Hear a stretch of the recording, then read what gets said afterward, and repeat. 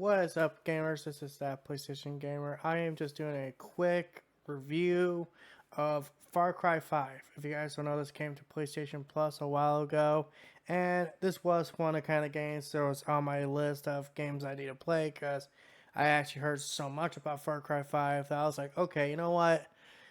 I gotta check this game out. Now, I'm not gonna lie, Far Cry 5 is a pretty well done game. I think it's fun as hell to play.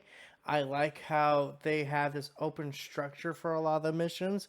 Obviously, story missions are gonna play out a little differently, but there is this approach, like for outposts, for example. You don't have to follow, a linear path. You don't have to, do an outpost every time. Like, for example, if you want to go in with a helicopter and start attacking the area, you can do that. If you want to be stealthy and use a dog as a spotter while you're using bows and arrows, you can do that. It's definitely the most open Far Cry game when it comes to its combat. I think the combat is fun as hell to play. It's your typical, kind of Far Cry game. It ain't gonna change that much. I think the very few things they did change from what I could tell Far Cry 3 and 4, um, it's not that much different. It's just like, oh yeah, I guess the comrades are a little bit more useful in this one.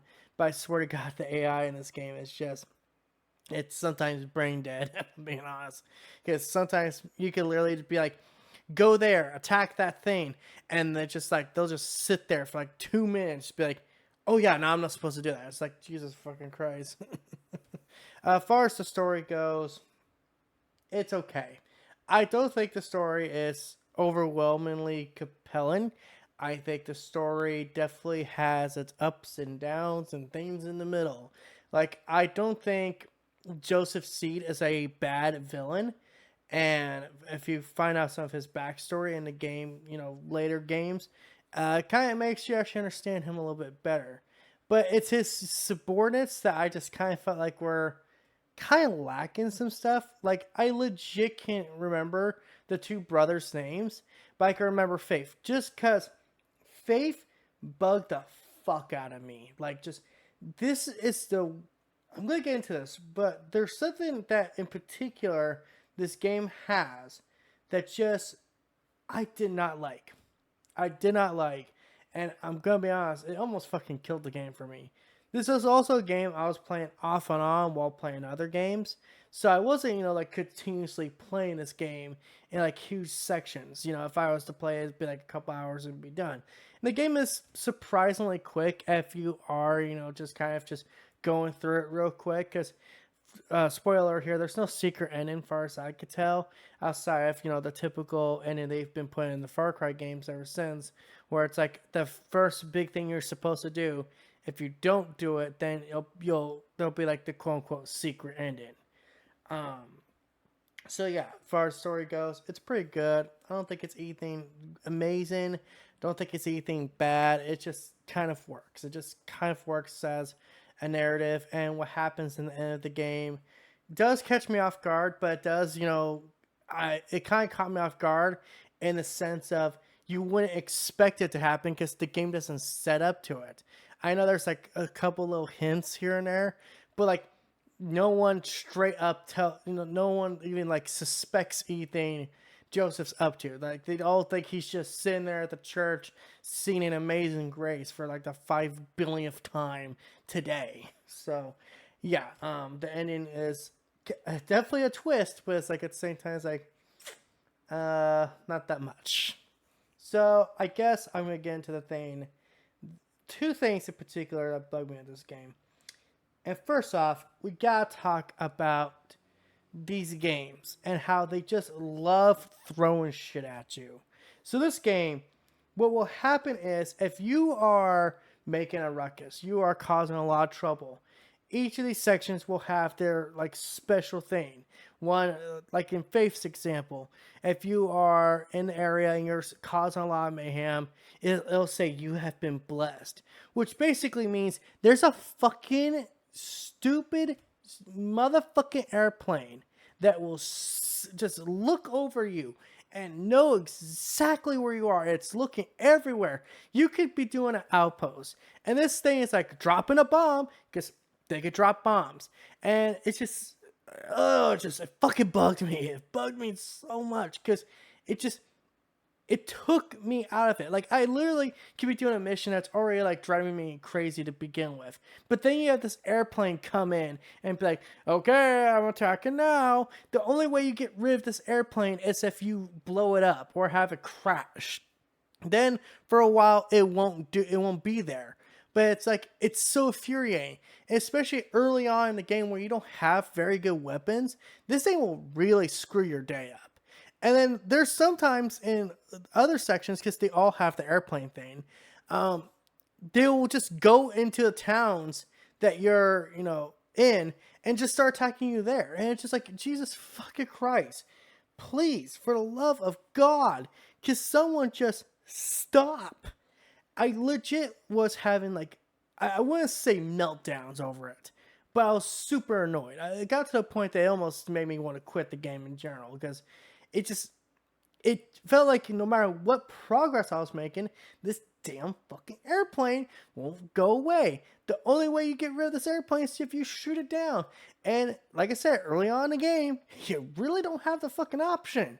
You need some decent weapons to do that. You need an RPG or explosive arrow tips, which you're going to have to invest into that stuff. And it's just, I didn't like that. And of course, kind of following that trend, and the story missions don't work the way you think they work. So how they work in this game is you will have these points where the resistance points. You build up these resistance points. After you cross a certain threshold, it will say you've been marked. Now, when this happens, you need to make sure you're not anywhere dangerous because you can just be taken out of there. This happens all the time.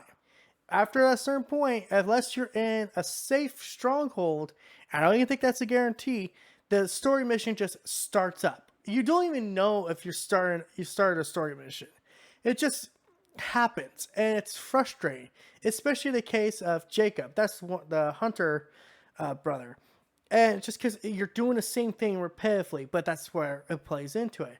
And Faith's is just her just going, join us, brother.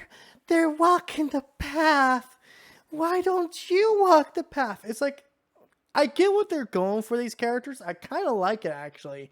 But it's like, I wish there would have been like an ambush where it's like, oh, hey, Rook, we heard there's a group of people that need to be saved. Get over there. And then they ambush you. And then you get into the story. I just wish there was that starting point that wasn't just spontaneous. I wish it would have been like an actual go to here and do this. It also feels like a lot of this game's side content, it's just filler stuff. Finding vinyl records, baseball cards, blowing up shrines. It's very busy work.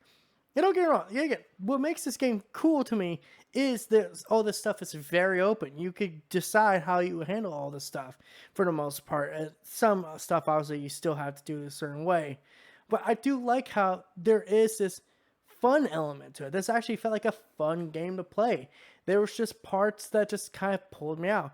I also just hate the Bliss stuff, okay? I gotta say this, man. This is something that's always bothered me in video games. It's when you have some kind of psychedelic element to it, and the player can't avoid it. Especially Faith's section, where the stuff is everywhere, the Bliss stuff. It just kind of fucks with your screen. And then she does the whiteout. And if you guys know anything about me, I hate whiteouts. And the reason why is because it's super blinding. I'm not going to sit here and pretend like I have the most sensitive eyes in the world, but sometimes in this game when they do it, it's just like, oh, God! It's just like, that hurt my eyes. It hurt. But outside of those few complaints, and like I said, the story was okay. I actually gotta say, man, this is a pretty fun game to play through. Once you start unlocking some of that cool stuff, like, the semi-truck that has machine guns and planes and helicopters, that's where, to me, when the game really kicked in, I was like, okay, this is what I enjoy. I love this chaotic fun you can have. This is, to me, almost on the same level as something like Grand Theft Auto, but better because there's actually more stuff to do than just side stories. You know, like I said, it's a Ubisoft game. You know exactly what you're gonna get yourself into. It's Far Cry. It's the go here, do this, go here, do that. It's got like 100 things to do, and I guarantee at some point you're gonna sit there and go, wow, I think Ghost of Tsushima is still better than Assassin's Creed. But yeah, that's my thoughts on Far Cry 5. If I were to give this game a score, I say about a 6 out of 10. Here's the thing I want to say right now. 6 out of 10 doesn't sound high, but considering the fact I normally don't like these collectathon games where you're going around, getting this stuff, getting that stuff, I gotta say, I was having fun. So actually, maybe not a 6 out of 10. I guess I would say probably 8.